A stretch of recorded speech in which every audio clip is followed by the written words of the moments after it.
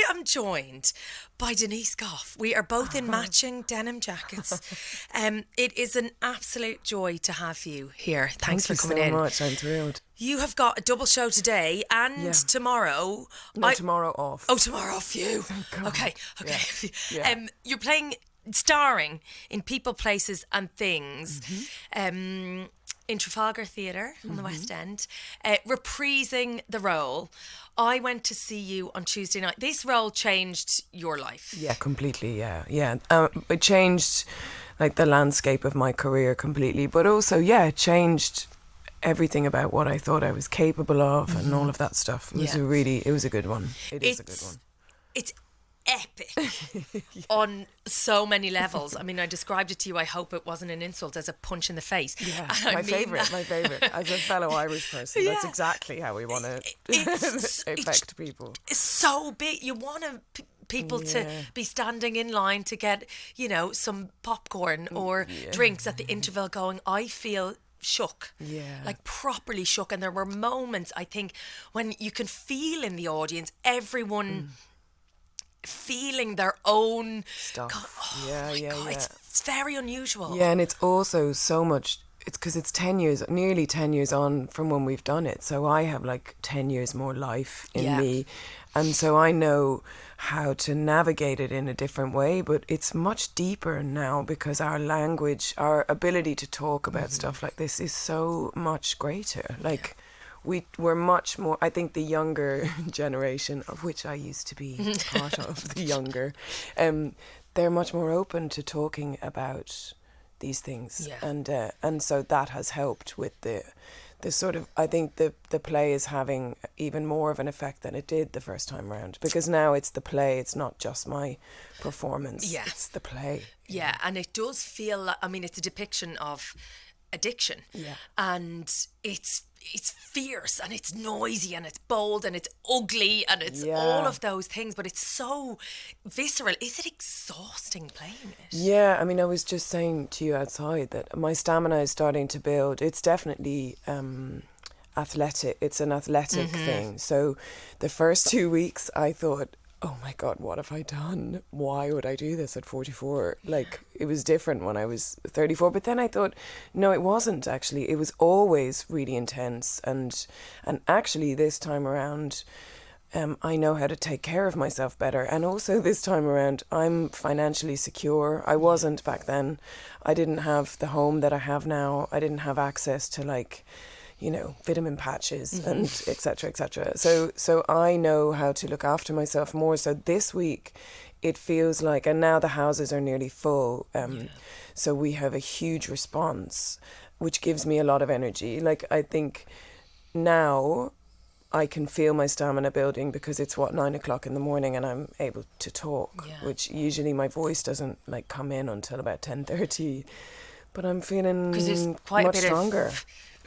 Yes, screaming. A lot of shouting.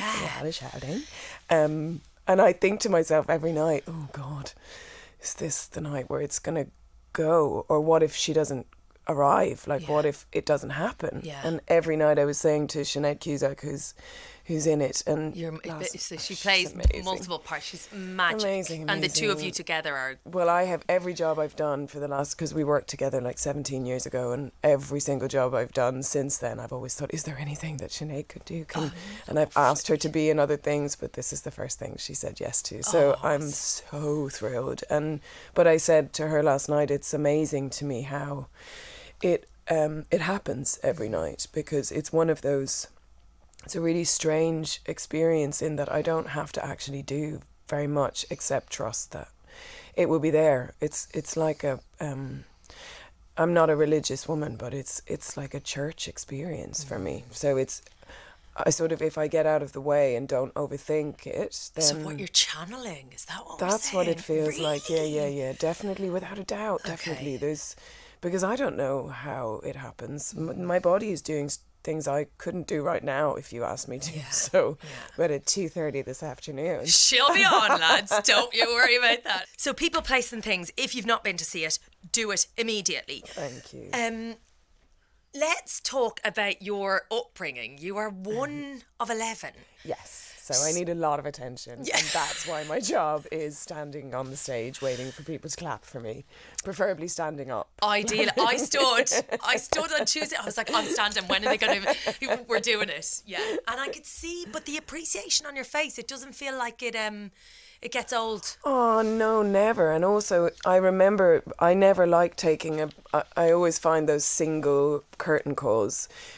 I had always had a real problem with them. And then on this show, the director, I refused to do it initially, like years and years ago. Yeah. And then, and one night he told the rest of the cast not to follow me on stage so that I could experience that actually the audience need a moment with this woman. I think so. This character, whatever. Like there's an old ancient saying of like clapping is breaking the spell. And then when you take your bow, you breathe the character out on the way down and you breathe yourself back in on the way up. Oh, wow. So I tried to do all of this because the first time I did this play, I couldn't sleep. My body was like vibrating all the time. And then I had a conversation with Mark Rylance and Claire Van Kampen, who they're married, and they told me when they came to see the show that it's really important that you close down afterwards because it sounds like energetically? Yeah, because it okay. sounds like really kind of theatre-y, actor-y, and I'm not that person.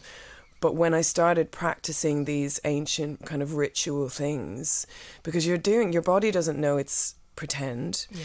And so it's really important to have a moment with an audience at the end. So I love that moment. Yeah.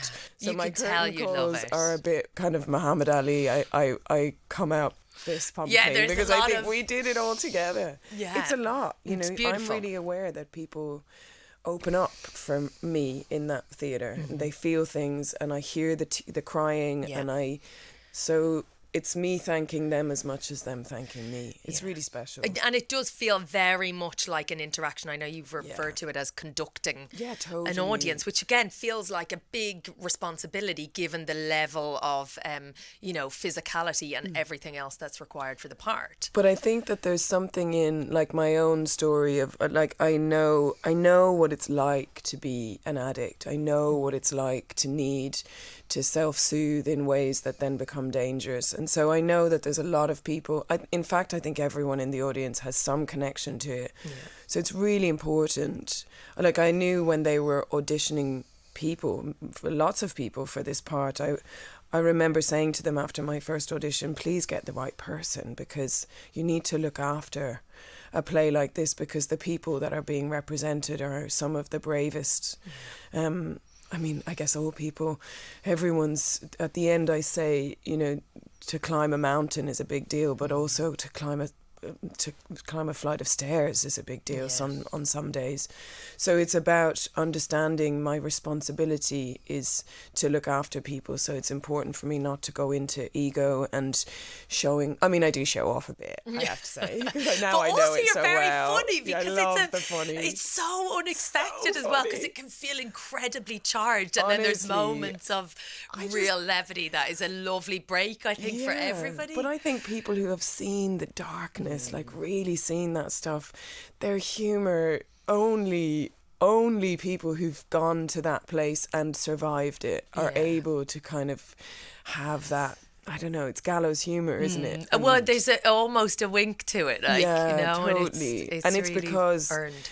I think that because the play is so truthful, I think we're able to get away with that without it seeming like we're mocking. Like, it's never mocking. It's deeply serious stuff, but within the deeply serious stuff, we have to be able to find the joy, right? We're all here doing our best in a world that seems to be on fire.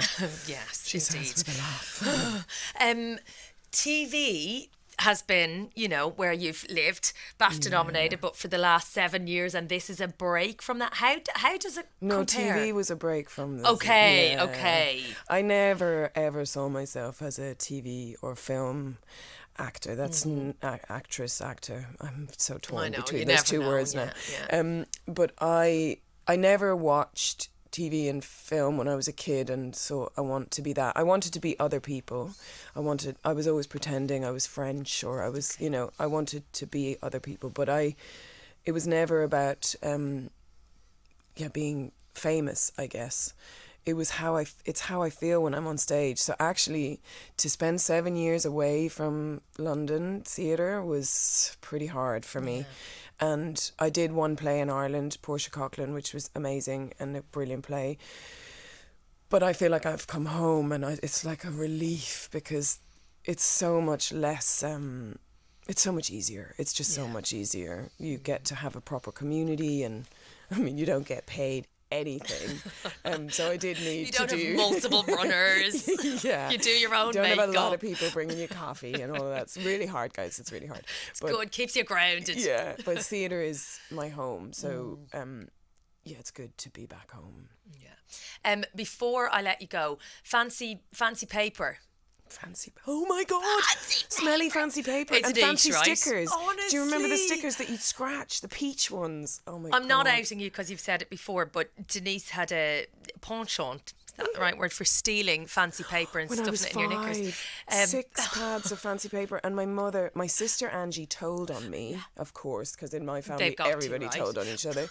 And my mother took the fancy pages and said she was bringing it back to the shop, even though it was in another county. And they'd been in your knickers. And they'd been in my knickers. And then I found them 6 years later, covered in dust, just when fancy pages were properly coming in. Honestly, so I was like, result. Scented pages that you would innocently swap with your friends. Will you have this mint green one that smells floral? I'll swap you 6 of these for 1 peach, blackcurrant sticker. Oh, delicious. It was currency, I can tell you we're that. kindred spirits.